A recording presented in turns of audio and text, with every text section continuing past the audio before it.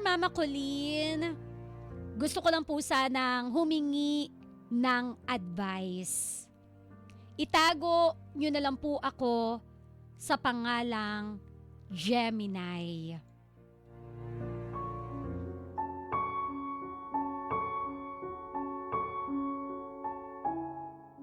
Mama Colleen, ako po si Gemini.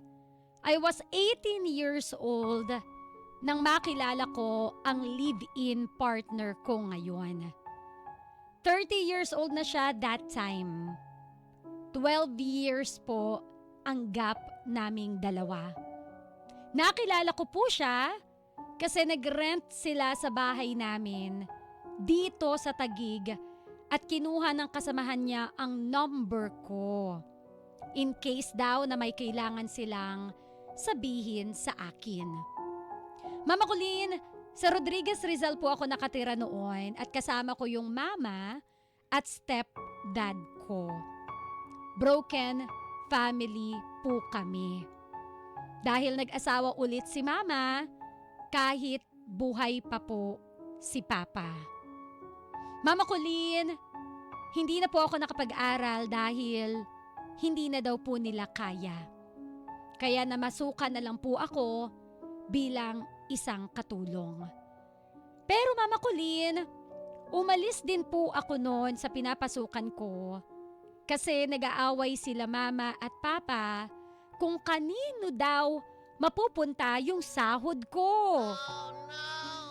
Isang araw Mama Colleen may tumawag po sa akin at siya na nga po si Ed.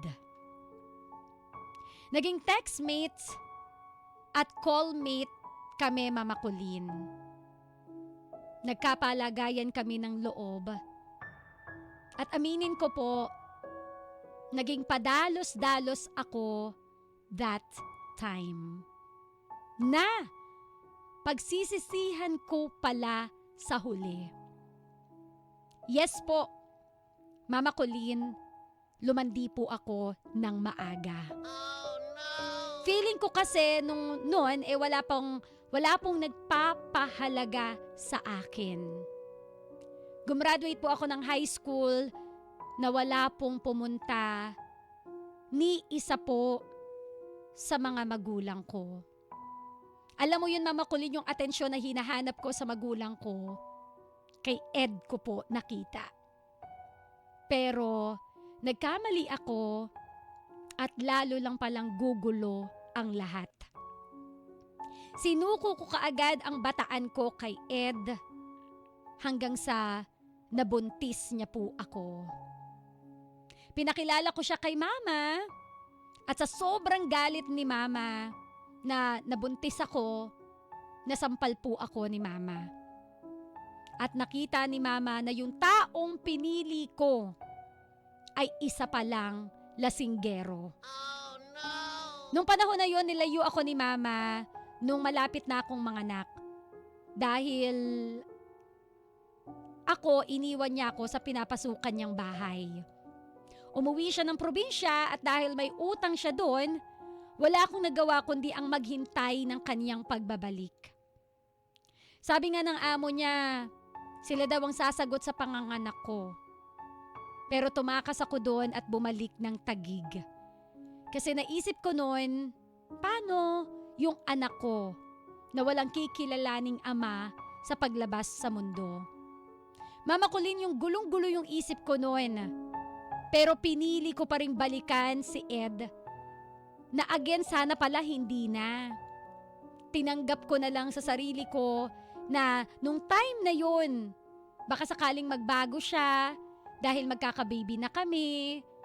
Baka sakaling pag binalikan ko siya kasama yung anak ko, maging okay ang lahat, maging normal uli si Ed. Pero hindi pala. Dahil Mama Colleen, tuwing magagalit siya, tuwing mag-aaway kami, nagbabasag po siya ng gamit namin. Oh no! Electric fan, plato, ultimo cellphone. Halos lahat na ata nabasag niya. Pero hinayaan ko lang na ganun ang ginagawa niya sa akin. 15 years. 15 taon na kaming magkasama ngayon. At opo, sa loob ng 15 taon, nagpakamartir ako ng ganoon katagal na lagi ko na lang sinasabi sa sarili ko na okay lang yan para sa anak ko, kaya ako nagtitiis. Nakasalanan ko naman talaga kasi hindi ako namili ng tamang lalaki na hinayaan ko lang na gano'n ang gawin niya. Hindi naman po nananakit ng pisikal si Ed. Pero emotional po, sobra-sobra na. Yung sabihan ba naman ako ng last week lang po na ako daw ang buwisit sa buhay niya. Ang sakit. Mama Colleen, sa totoo lang, doon ako natauhan nang marinig ko sa bibig niya ang salitang ako ang buwisit sa buhay niya. Ngayon, Mama Colleen, parang nagising ako sa katotohanan na parang sobra na. Tama na. Ayoko na.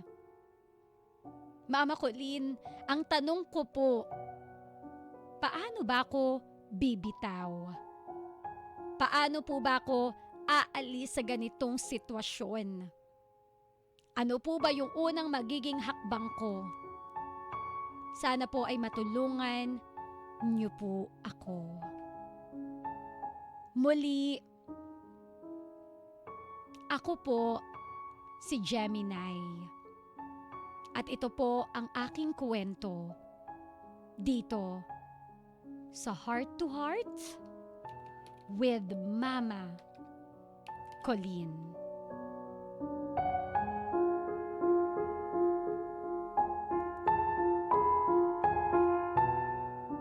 Magaling ka lang sa una pero kapag katagal-tagal wala nang kusa.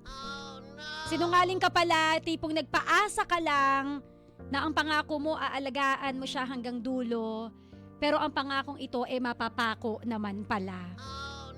Ikaw itong umasa, ate. Ikaw itong umasa na magiging okay siya.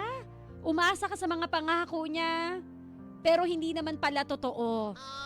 Napakasakit. Alam niyo maraming ganyan Maraming ganyan yung magaling lang sa simula. Maraming ganyan, ningas kugon pala. Maraming ganyan mga ngako pero hindi naman pala totoo. Yung pinakagat ka lang pero iiwan ka pa rin palang nganga. Yung nakakapaso, yung mga ganyang klase ng tao, yung nakakadala, nakakatroma. Pero wala Nandyan na, nangyari na ang nangyari. Ngayon, ano ang dapat gawin? No regrets, but just move on. And tama na pag-isipan mo na kung ano nga ba yung next na hakbang na gagawin mo. Kasi hindi habang buhay, naaasa tayo sa isang tao na ang alam lang gawin ay saktan tayo. Hindi habang buhay, magpapakamartir ka sa isang tao na walang pagpapahalaga sa'yo. Hindi habang buhay, magpapakatanga ka sa katulad niya na again, walang pagpapahalaga sa'yo. Kailangan mo munang bigyan ng importansya ang sarili mo bago mo hayaang mahalin ka ng ibang tao. Diba? Ngayon, balikan ko muna yung nakaraan ni Gemini. Nabanggit po ni Gemini na ang dami niyang regrets na kung sana nakinig ako, kung sana hindi ako naging mapusok, kung sana hindi ako galing sa ganitong klaseng pamilya, baka sana hindi ganito yung nangyari sa akin. Again, for Gemini, wala na tayong magagawa. Nangyari na ang nangyari. Pero I hope yung storya po ni Gemini ay maging lesson para sa lahat, lalo na sa kabataan ngayon, na huwag tayo maging mapusok sa mga desisyon na gagawin natin. Na mas maging matalino tayo. We heard a lot of stories like this, and yet, yung iba hindi pa rin nila ina-apply kasi nadadala ng karupukan. So sana itong story ni Gemini maging reminder to each and everyone na nakikinig ngayon na hindi po solusyon ang pagsuko ng bataan o pagsama sa iba para lang makatakas ka sa iyong pamilya. Oo, nagiging unfair ang mundo para sa'yo. Yung tipong, bakit meron kang magulang na ganito, na hindi mo man lang maramdaman yung importansya mo.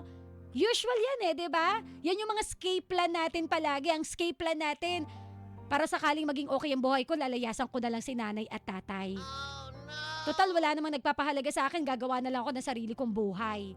Kaya lang, yun yung nagiging escape plan mo, to the point na parang nagsasettle ka for less. Na to the point na parang okay na to, makatakas lang ako sa bahay ko. Okay na to, sasama na lang ako kay Julio. Kahit hindi mo pa kilala si Julio. Ibig sabihin, ang gusto kong sabihin sa'yo, kung yan ang escape plan mo, tumakas sa pamilya mo dahil sawang-sawa ka na sa buhay na nararanasan mo sa pamilya mo, tumakas ka doon sa tingin mo na mapapaganda yung buhay mo. In short, mas maging matalino ka. Kilalanin mo kung sino yung sasamahan mo. Hindi yung sasama ka lang kasi wala kang option, sasama ka lang sa isang tao kahit hindi mo pa siya ganoon kakilala. Kasi katulad ni Gemini, napaso siya. And she cannot undo kung ano man yung pagkapaso niya kasi nameklat na. 'Di ba? So ito yung reminder. Maging matalino tayo. Huwag tayo padalos-dalos. Kung pinili mong tumakas sa pamilya mo dahil napapagod ka na, dahil feeling mo wala kang importansya, pues maging matalino ka pa more.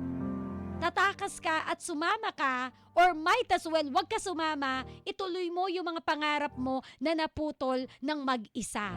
Huwag kang humanap ng someone na sasalo sa'yo. Huwag kang humanap ng someone na hindi mo pa nga kilala, nagpasalo ka na, yung pala mas magiging malala pa. Pwede kang maging strong, independent woman na hindi mo kailangan ng ibang tao. Pwede kang magtagumpay na wala kang aasahan na ibang tao kundi sarili mo. Okay?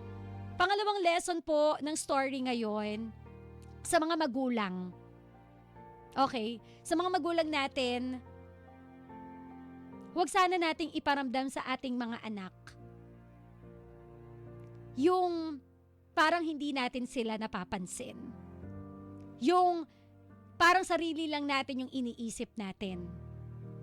As parents, may obligasyon po kayo na iparamdam sa anak ninyo kahit hindi perfect ang buhay, ay parang perfect ito.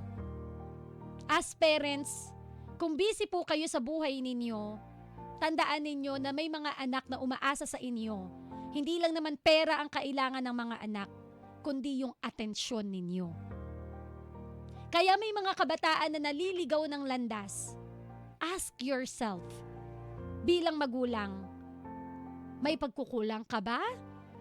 Bilang magulang, nagagabayan mo ba yung anak ninyo? I know, busy kayo. Busy na nga pagtatrabaho, di na nga kami magkaunda-gaga. Para makapaghanap lang ng tuition fee para sa anak namin. Given na yun, mga paps. Given na yun, Lodi Cakes. Pero at the end of the day, lagi nating babalikan para kanino tayo nagtatrabaho. Lagi nating kakamustahin yung mga anak natin na kumusta ka na. Yung mga simpleng recognition day na hindi mo napupuntahan, malaking bagay yun sa mga bata. Mahirap intindihin para sa mga bata yung sasabihin na, nak, pasensya na may trabaho ako, no? Nak, para naman to sa'yo Oo, nandun na tayo. Pero ano ba naman yung pinaka-espesyal na araw ng anak mo, puntahan mo. Malaking bagay na po yun sa mga bata. Ipadama natin sa kanila everyday how much we love them. Again, kung ano man yung produkto o resulta ng pagiging rebelde ng isang anak, aminin natin, may ambag din tayong mga magulang. May ambag. Hindi ko sinabing, hindi, talagang ganito kasi talaga Assess natin yung sarili natin. Nagagampanan ba natin ang role natin bilang magulang? Ganun po talaga ang realidad ng buhay. Pag pinili mong maging magulang, hindi ka lang dapat handa sa bakbakan sa pagtatrabaho, paghahanap buhay para sa anak. Kailangan mo rin talagang magkaroon ng time management kung paano mo babalansehin yung trabaho at pamilya mo. At kailangan mong i-juggle properly yung mga bola na yan. Isipin mo, isa siyang bola. 'Di ba? Isang bola, yung mga bolang pinapaikot mo, kumbaga sa circus, 'di ba? Yung nagpapaikot ng bolang circus, may mga bola kang hawak, trabaho, isang bola para sa pamilya. Kung meron ka mang dapat ingatan diyan, yung pamilya mo. Dahil pag yan ang nabasag, pag yan ang nalaglag, parang ang hirap ng buuin. So yun yun. And number 3, last na talaga. Huwag tayo maging mapusok. Lagi nating isipin yung mga actions na gagawin natin. Kasi at the end of the day, ikaw rin ang mahihirapan. Huwag na po nating sisihin yung magulang ko kasi broken, yung mga magulang ko kasi lumande, yung mga magulang ko kasi walang kwenta. Lagi nating isipin at the end of the day, may sarili tayong utak. At the end of the day, kailangan nating pagbutihin yung sarili natin kasi tayo rin naman na magdadala ng sarili natin. Hindi natin pwedeng i-blame sa kasi yung tropa ko masama eh. Kasi yung nakilala ko masama eh. Kasi yung nanay at tatay ko walang kwenta eh. At the end of the day, improve mo yung sarili mo. Kung kailangan mong bumangon para sa sarili mo, gawin mo. Kasi ikaw pa rin yan. At the end of the day, di ba? Ngayon ang tanong po ni Gemini, paano ako bibitaw? Paano po ako aalis sa ganitong sitwasyon? Alam mo ang dapat. Lakasan mo lang yung loob mo. Huwag kang panghinaan ng loob. Pangalawa, lagi nating, alam ko ito yung lagi kong naririnig. Mama Kulay, madali lang para sabihin mo na maghiwalay na kayo pero pag may anak po na involved, mahirap po talaga. Totoo naman, mahirap. Pero naniniwala ako na hindi ka mag-i-stay. Okay? Naniniwala ako na hindi ka dapat magstay sa isang relasyon ng dahil lang sa anak. Mag-i-stay ka sa isang relasyon dahil pinapahalagahan ka ng partner mo, pinaparamdam niya na ikaw ang mundo niya, at pinaparamdam niya kung gaano ka ka-importante sa kanya. Pero kung dumarating sa punto na wala ka nang nararamdaman ng pagmamahal sa kanya, puro panunumbat na lang ang sinasabi niya at makakarinig ka pa ng salitang, ikaw ang buwisit sa buhay ko, layasan mo na. Again, hindi ka mag-i-stay sa relasyong yan ng dahil lang sa anak. Huwag na nating gamitin yung mga anak natin para lang magstay ka dyan. Kung sunog ka na, kung burnout ka na, emotionally stressed ka na, at hindi na ito maganda para sa mental health mo, hindi na ito healthy, layuan mo na. Dahil pangit din na nakikita ng mga bata araw-araw na nagwawala yung tatay nila, nag-aaway kayo, nagsisigawan kayo, hindi rin maganda na yan ang magiging environment nila at maging normal sa kanila yung ganyang senaryo. So, inaalis mo yung sarili mo sa sitwasyong hindi makaaya-aya, aalisin mo rin yung mga anak mo sa environment na hindi maganda, na hindi pwedeng maging normal sa kanila. Again, you are doing this after all, hindi lang para sa iyong sarili, kundi para din sa iyong anak. Okay? Mahirap, hindi madali maging single parent. Pero naniniwala ako na mas magiging madali ito kung walang toxic sa paligid na magpapatoxic lalo ng buhay mo. Alright? So yun, first step, pangatawanan mo yung desisyon mo, manindigan ka sa desisyon mo. Kung para talaga to sa'yo, gagawin mo yun para sa'yo. At para rin sa mga anak mo. Alright? So go, ate, lakas ng loob.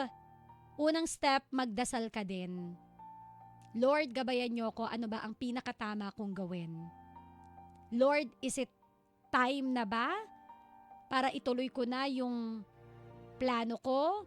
Kasi naniniwala ako na kapag itinaas mo kay Lord lahat ng worries mo, pag humingi ka ng sign sa Kanya, bibigyan Kanya ng sign. Bibigyan Kanya ng malinaw na sign.